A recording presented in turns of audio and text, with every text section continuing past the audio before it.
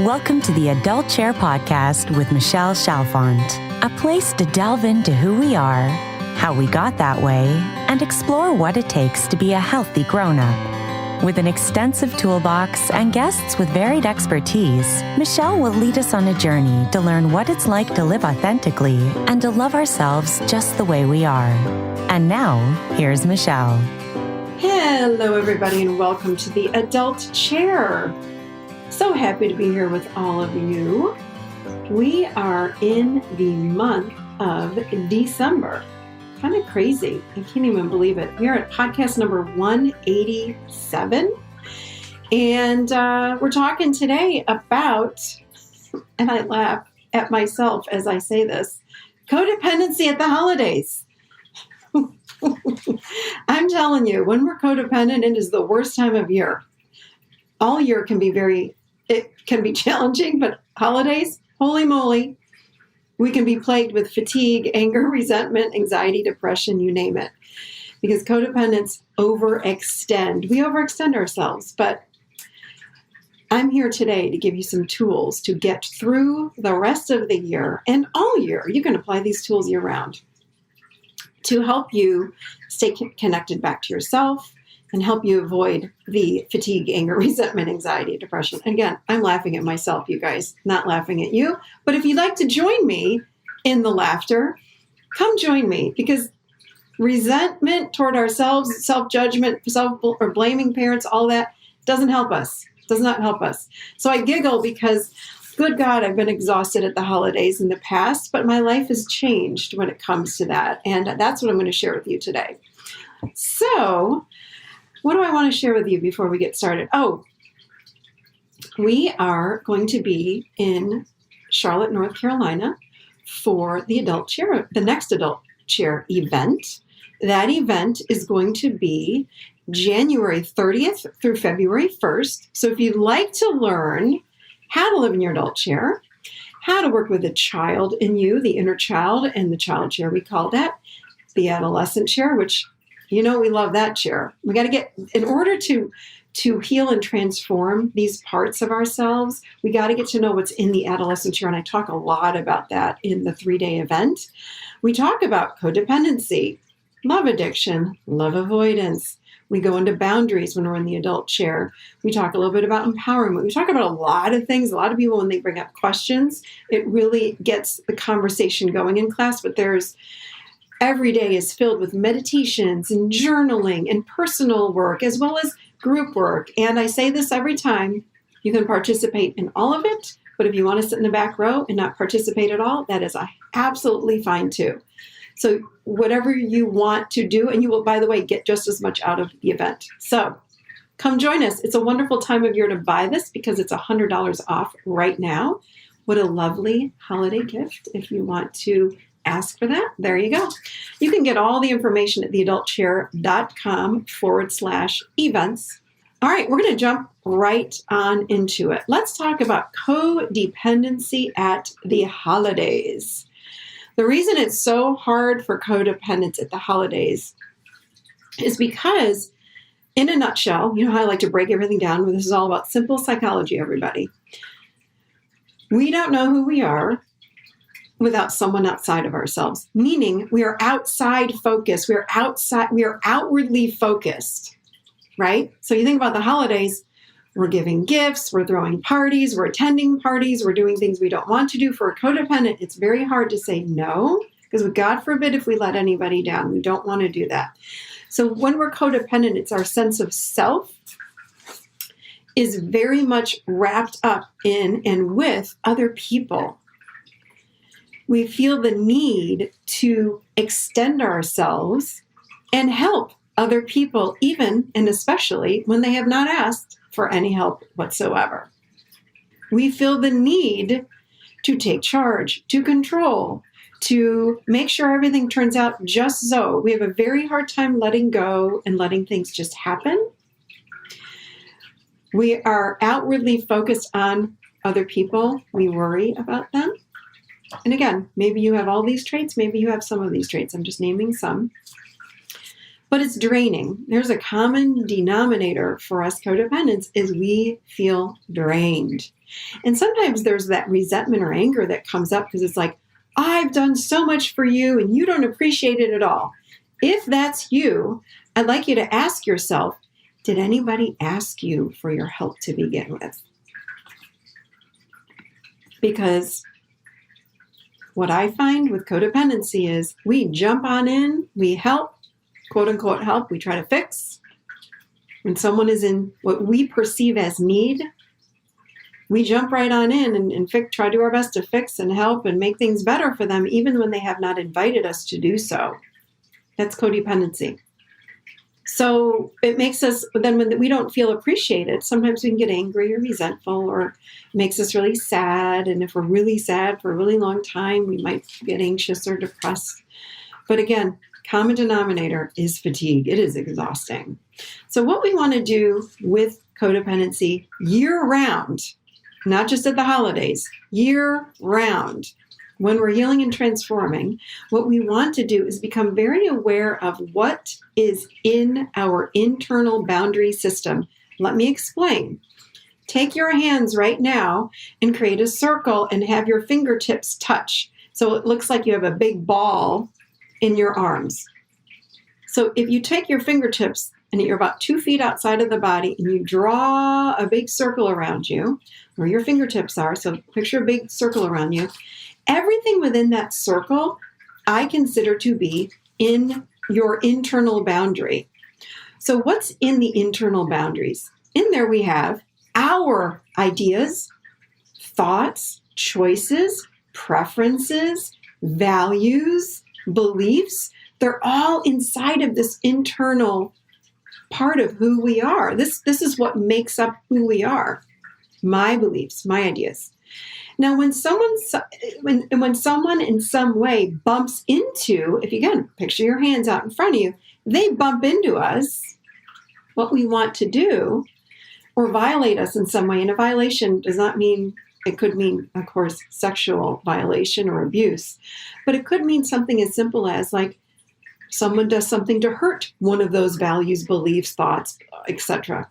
If they intentionally or unintentionally hurt us, it is our job then to flip our hands. Again, if you're picturing this ball and the palms of your hands are facing you, flip your hands in the outside part of the world. It's our job then to flip our hands and set that external boundary and say, hey, this is my favorite boundary, remember? That's not okay with me, or this is not okay with me. Even something like, please don't do that again. That was hurtful. So it's our job to protect our ideas, thoughts, beliefs, values, and morals, all of these things. It's our job. But what happens is when we're codependent, we become outwardly focused on other people's ideas, thoughts, beliefs, values, and morals. And we lose our sense of self. And we think our sense of self is based on outside of us, what other people think, feel, and value. So when we are recovering and rebuilding ourselves and transforming from codependency, we need to really learn, who the heck am I? What's going on the inside of me? What do I believe? What's okay with me? We've got to start learning about our sense of self with a capital S. Self.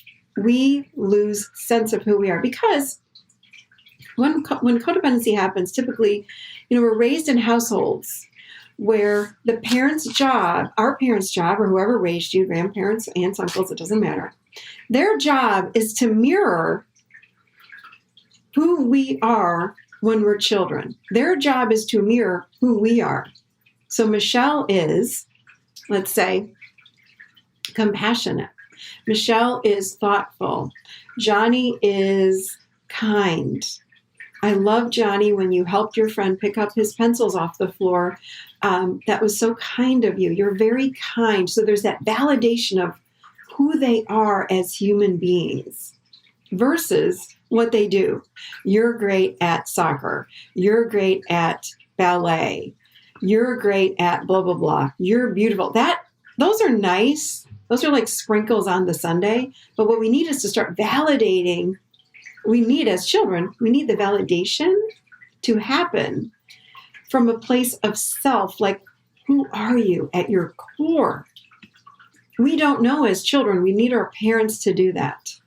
So if our parents did not do a good job of that, and let's talk just for a second about narcissistic parents. A narcissistic parent, it's not that they do things a little differently. A narcissistic parent wants their children to reflect, instead of mirroring their child, they want the child to reflect back to them how wonderful they are and how great they are.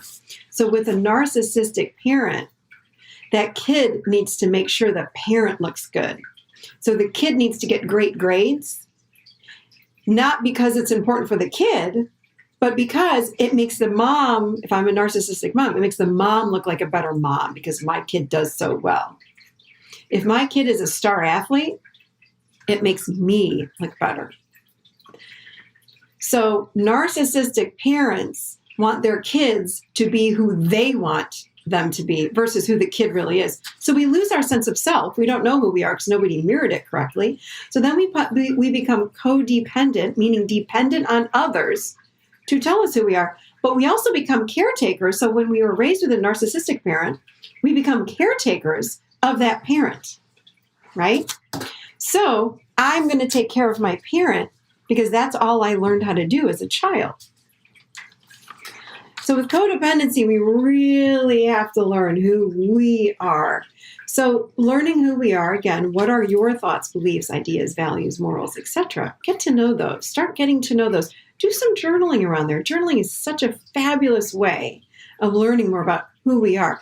Start having preferences. If your husband or your wife says, hey, you want to go out to dinner? Don't say, sure, I don't care where we go. Have a preference. Speak up. Yes, I like pizza tonight. Yes, I want Italian tonight. No, I don't want to go on vacation. Start getting clear. Even if you can't express it, just start getting clear about, gosh, what do I want? Get curious. From our adult chair, we get curious. What do I want? What is my preference? What do I choose? I don't know. I don't know. Let me get clear. Let me sit with it. So when people say to me, I just don't know, slow down, pause, and go inside of yourself. What do you want for dinner? Where do you want to go on vacation? Do you want to quit your job? Do you want to keep doing this? Do you not want to do that? How does it make you feel when fill in the blank? You've got to get clear on who you are and start building up your sense of self. Are you someone that's thoughtful? Are you someone that's compassionate? Validate that within yourself. I did a whole podcast on self-validation. You can search for any podcast I've done. If you go to theadultchair.com/podcast, in the search bar, put anything you want in there and all the podcasts will pop up.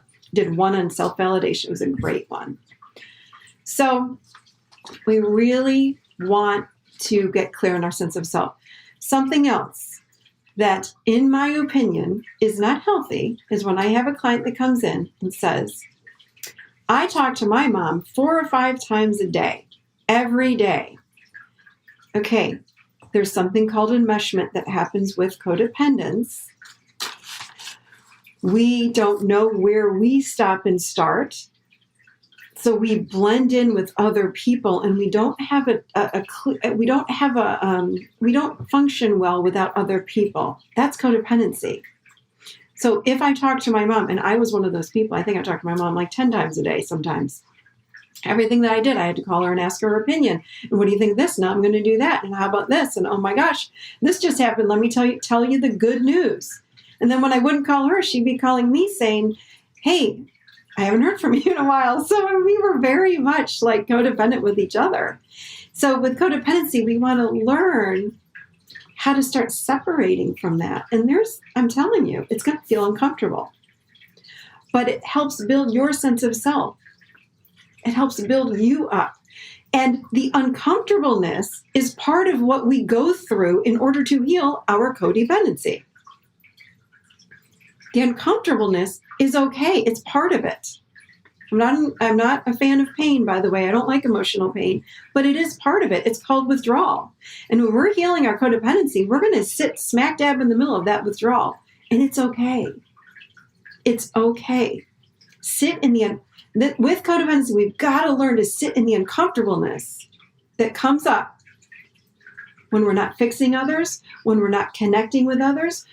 I don't care if you call your mother, but do it consciously. I lived very unconsciously, and I hear a lot of other codependents do that. We unconsciously reach out. Oh, I'm driving home from work. Better call my mom. Oh, I'm doing this. I better call my mom. Better call my dad. Better call my sister. Wait a minute. Is it too much? I don't mind healthy connections with others, with parents. There's a difference between healthy, consciously healthy connections and unhealthy. Unhealthy is when we are unconsciously enmeshing with other people. I don't know where I stop and start. I can't function without this other person. That's not healthy. You can't function without that person. Unhealthy. That's just a red flag. So learn to peel back. Learn to peel back and sit in the uncomfortableness. Find something else to do. Self-soothe.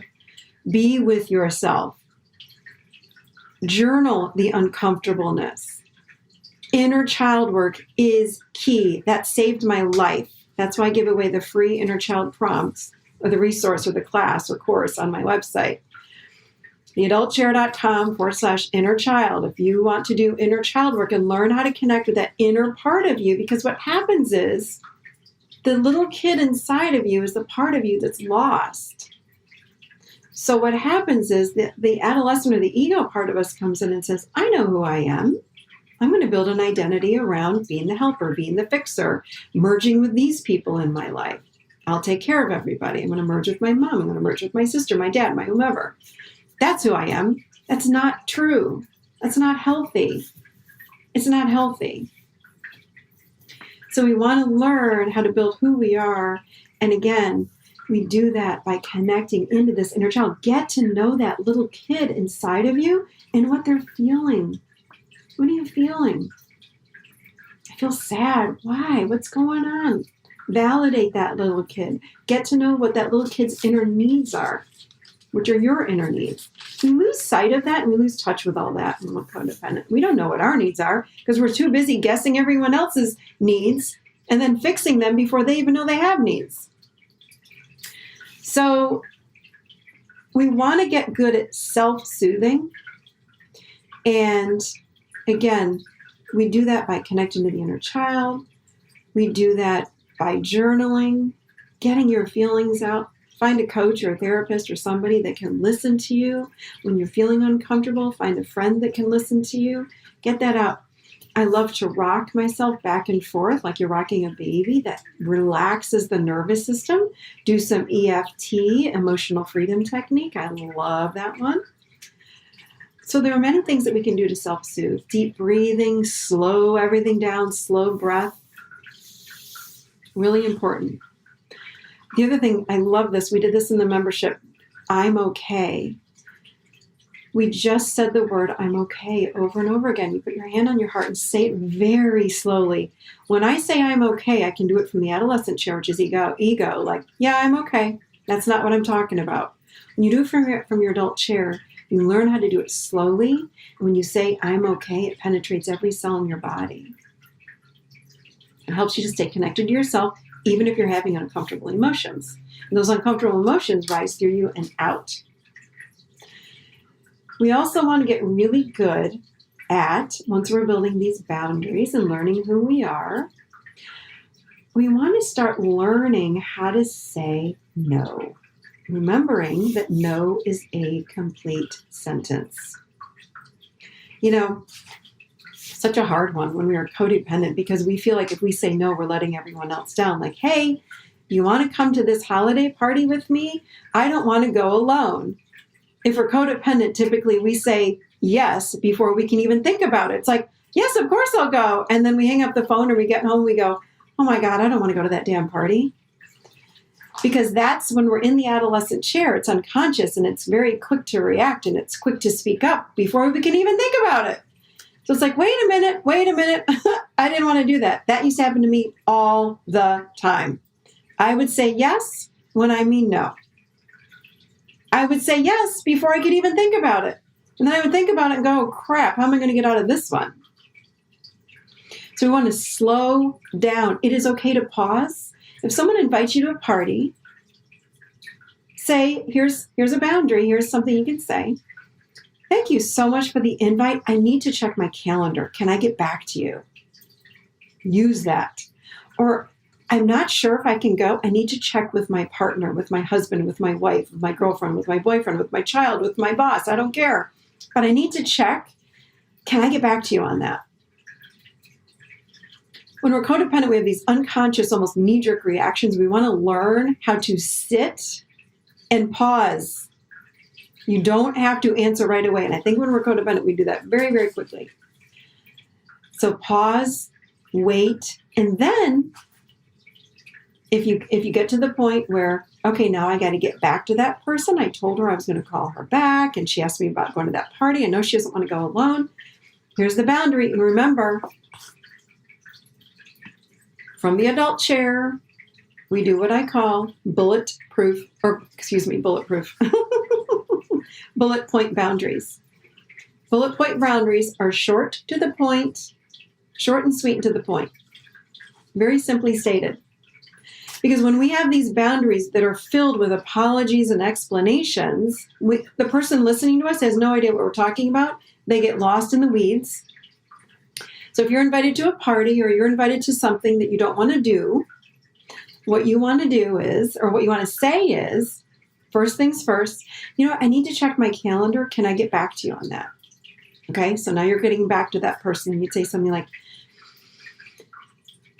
I've thought about it, and I looked at my calendar, and I have so much going on, I'm just not going to be able to go. Period. Or, I've looked at my calendar, I'm swamped that week, there's no way I can go, but thanks so much for the offer. Period. You can even shorten it smaller than that. You can always just say, so sorry, I can't go. Looked at my calendar, there's no way, I'm booked. Or you can just say, no, can't go. Thanks for the invite. And when we do the apology explanation thing with our boundaries, we lose people completely. So instead of saying what I just shared with you, instead what we would say is something like, thank you for the invitation. I know you don't want to go to that party alone. And oh my gosh, I know you've gone to the last 3 parties with me. And I mean, that party that you invited me to sounds so great. That's at John's house. I love John. I've known him for like 3 years. And I've looked at my calendar and oh my gosh, would you believe I've been invited to 4 parties and I'm working overtime at work because it has been crazy busy. And that day I actually have a work party during work and then after work happy hour. It's going to be so crazy. There's no possible way for me to go to that party with you. It's like, what in the hell are you trying to say? What? The person listening is like, I lost you at work. What are you talking about? Are you talking about the party that I invited you to? That's when we set a boundary filled with apologies and explanations. People get lost in the weeds. So please, please incorporate what we do in the adult chair. Bullet point boundaries. Short, sweet, to the point. And by the way, we want to say those boundaries from our adult chair. Have your boundary filled with energy, not empty. The way we do that is we bring our voice from the throat down to the belly. So if I say to you, so sorry I can't go to that party, I'm busy. Or if I say to you from my gut and I'm feeling it in my stomach and my empowered place, something like, thanks so much for that invite. No way I can go. I'm swamped. There's an energy. You feel it. It's like turning the volume up on the radio. It's like you hear it louder. You feel the energy behind it. You can say the same thing from the adult chair and the adolescent chair, but from the adult chair, it's filled with energy. There's no apologizing. There's no excuse energy in it at all. It's just fact and truth. Okay.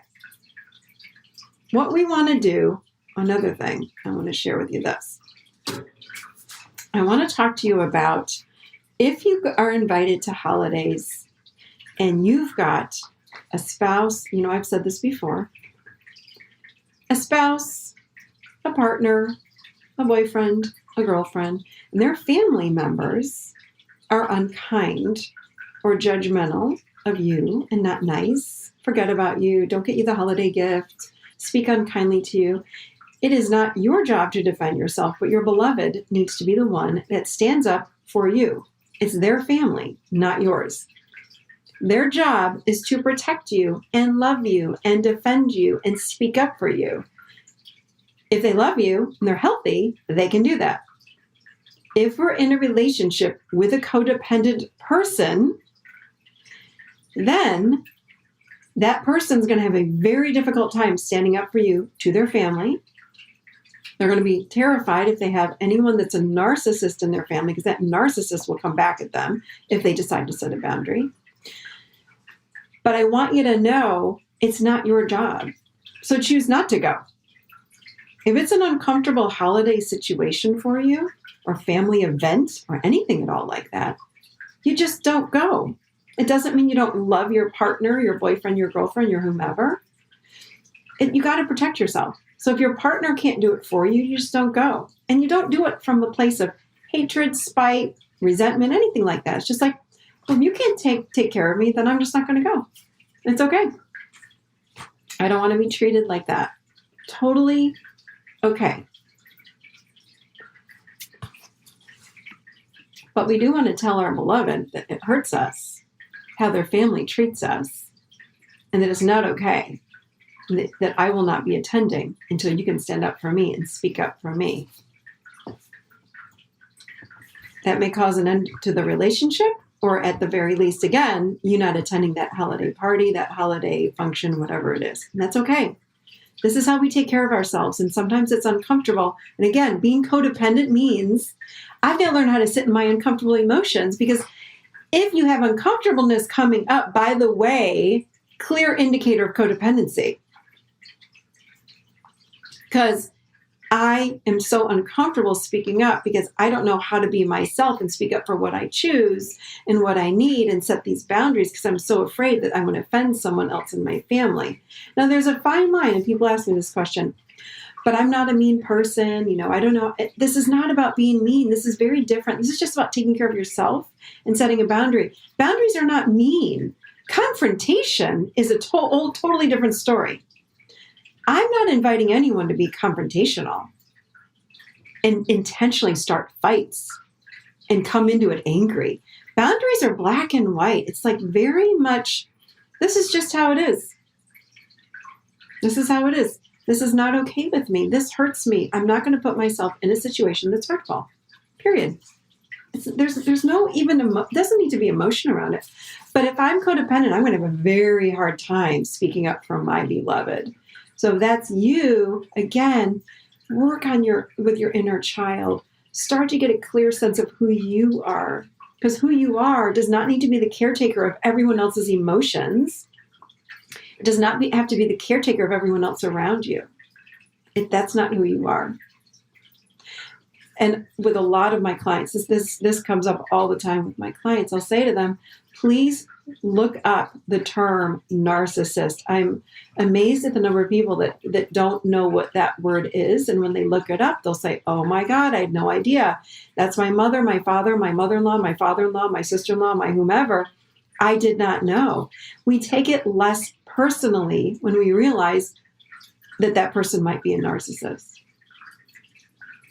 So look up that term if you do not know what it is. It might help you with your understanding of what's going on in your family or in your beloved's family.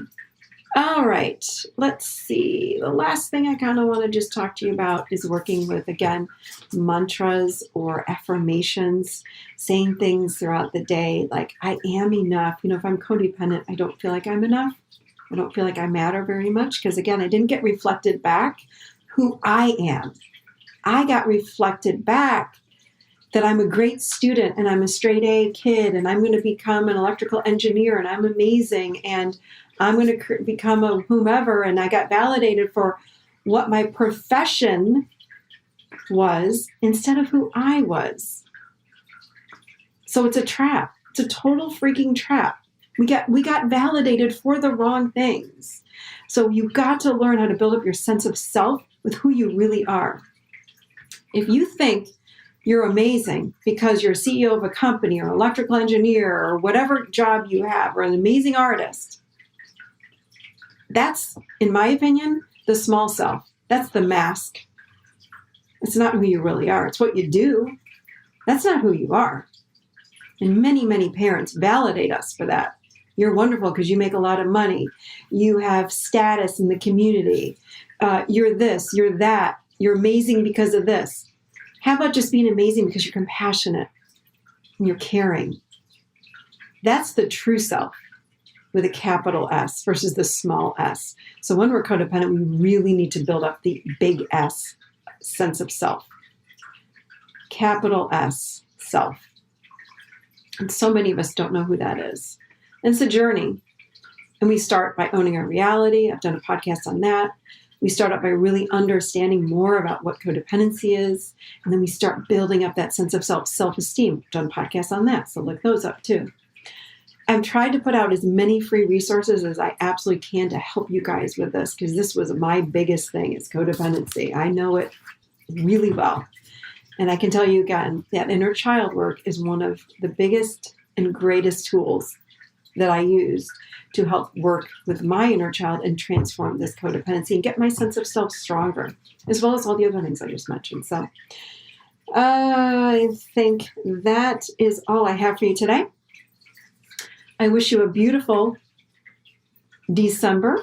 This is just the beginning. So remember, you're amazing. Whether you struggle with codependency or not, you're still freaking amazing.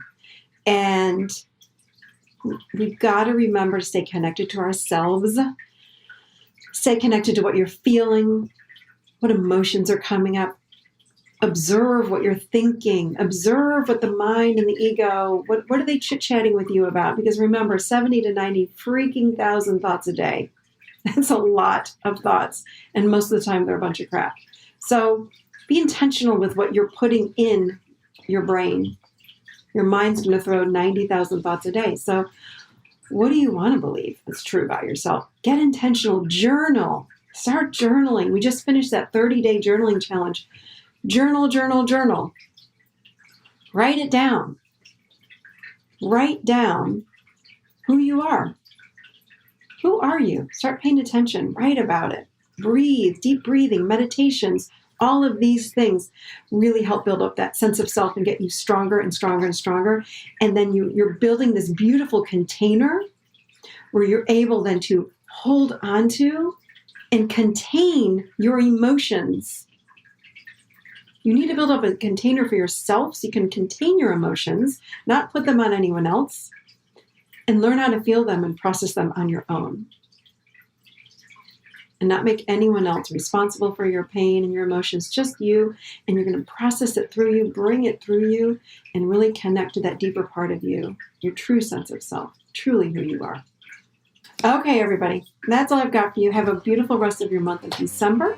Do not forget about the Adult Chairs coming to Charlotte, North Carolina, January 30th through February 1st. theadultchair.com/events. I will have all of this in the show notes if you'd like more information on that. I'd really love to see you there. We've got $100 off, so jump on it, everybody. All right, I will see you seated right here next week, firmly in the adult chair. Have a beautiful week, everybody.